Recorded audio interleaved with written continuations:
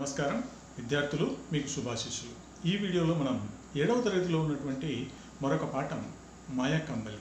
ఈ మాయాకంబలి పాఠాన్ని రచించినటువంటి కవి కల్వకులను సదానంద। ఈయన చిత్తూరు జిల్లా పాకాలలో జన్మించారు పిల్లలు। ఈయన జన్మించిన సంవత్సరం ఎప్పుడంటే 1939వ సంవత్సరం ఫిబ్రవరి 2వ నెల 22వ తారీఖున ఈయన జన్మించడం జరిగింది। ఈయన 2020 ఆగస్టు 8వ నెలలో 25వ తారీఖున మరణించాడు పిల్లలు। ఈయన ఉపాధ్యాయ వృత్తి చేపట్టి అనేక అవార్డులను గెలుచుకున్నాడు। ఈయన 1992వ సంవత్సరంలో ఉత్తమ జాతీయ ఉత్తమ అవార్డుగా నేషనల్ అవార్డు కూడా అందుకున్నాడు। ఈయన తల్లిదండ్రులు వచ్చేసి కృష్ణపిల్లై నాగమ్మ దంపతులు। ఈయన అనేక రచనలు చేశాడు, దాదాపు 200 కథల పుస్తకాలు రాశాడు। అందులో కొన్ని ముఖ్యమైన అంశాలను మనం ఇప్పుడు గమనిద్దాం।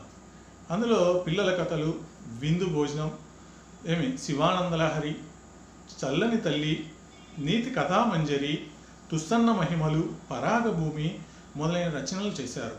అలాగే అంతేకాదు చందమామ కథలు అనేటువంటి మనకు పూర్వం నుంచి 1960 నుంచి చందమామ కథలు అనేవి ఉన్నాయి, అటువంటి ఆ చందమామ కథలను రాశాడు। అలాగే ఈనాడు, సాక్షి, ఆంధ్రజ్యోతి, ఆంధ్రభూమి మొదలైనటువంటి వార్తాపత్రికల్లో అనేక కథలు రాశాడు। హాయ్ బుజ్జి అని ఈనాడు కథలు ఈయన చాలా ప్రసిద్ధి పొందాయి పిల్లలు। అలాగే 1966వ సంవత్సరంలో ఈయన రాసినటువంటి బంగారు నడిచిన బాట అనేటువంటి నవలకు కేంద్ర సాహిత్య బహుమతి కూడా, విద్యాశాఖ బహుమతి కూడా ఈయనకు లభించింది పిల్లలు।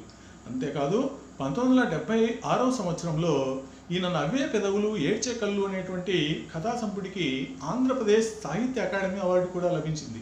అంతేకాదు 2010వ సంవత్సరంలో ఈయన రాసినటువంటి అడవి తల్లి అనేటువంటి ఒక పిల్లల నవలకు కేంద్ర బాల సాహిత్య అవార్డు అనేది కూడా లభించింది పిల్లలు।